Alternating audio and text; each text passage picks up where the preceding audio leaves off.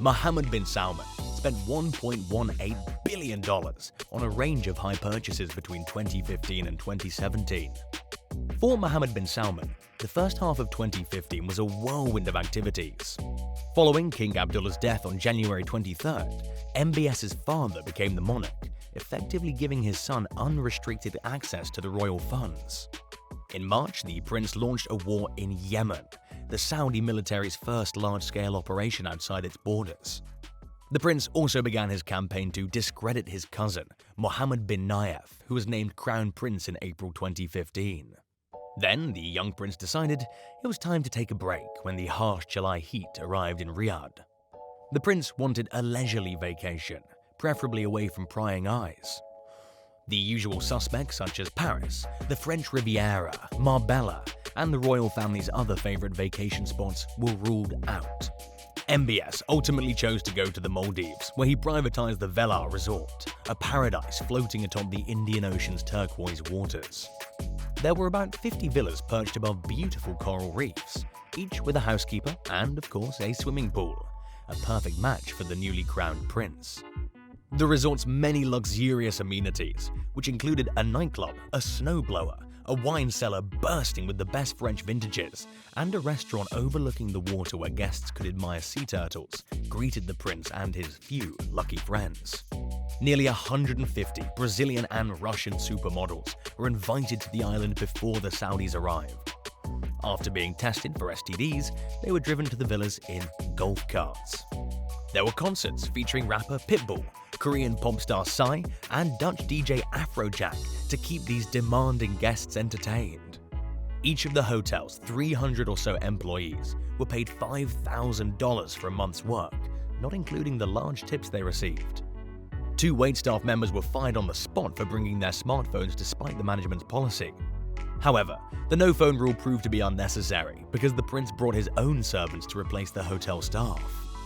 A happy few would go out on the town at night after spending the day in the privacy of their own villas, perhaps to avoid the paparazzi or simply because it was the Saudi way. Only at dusk would the restaurant and nightclub come alive. The prince, incensed by Afrojack's performance, stormed the stage and took over the turntables, much to the Dutch DJ's frustration. The news of the prince's plans to party for a month spread quickly. The story had already gotten a lot of coverage in an Iranian newspaper.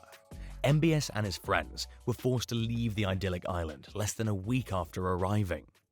Perhaps frustrated by his rushed Maldivian vacation, the young prince decided to spend his next vacation in the more traditional French Riviera. One day, he was stopped in his tracks by a magnificent, nearly 135-meter-long yacht named Serene. Bill Gates had leased the ship for $5 million per week a year before.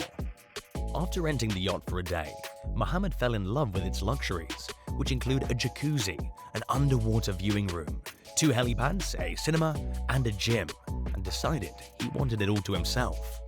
MBS purchased the prized floating toy for $429 million after a few weeks of negotiating with the owner, Yuri Shefler, a Russian billionaire who made his fortune as the seller of the world's #1 vodka brand, Stolichnya. The ship was eventually docked on the Red Sea, so that the prince could have a private retreat whenever he needed it. A prince with deep pockets. The Chateau Louis XIV in Louveciennes, France, was a big purchase for the well-heeled prince, albeit not too extravagant. Not long after purchasing the Serene, MBS treated himself to a replica of Chateau de Vaux-le-Vicomte for just under $300 million. In Seine-et-Marne, France, landed its first owner, Nicolas Fouquet, the superintendent of finances under Louis XIV, in hot water, as he was jailed until his death after the king became envious of the opulent residence. The prince's spending spree did not stop there. Christie's auction house in New York City put the painting Salvator Mundi up for auction 2 years later. Although some scholars believe it's an original work by Leonardo da Vinci, others dispute this claim. Employees at the auction house were all surprised to learn that a buyer from the Middle East was in the running for the portrait of Christ.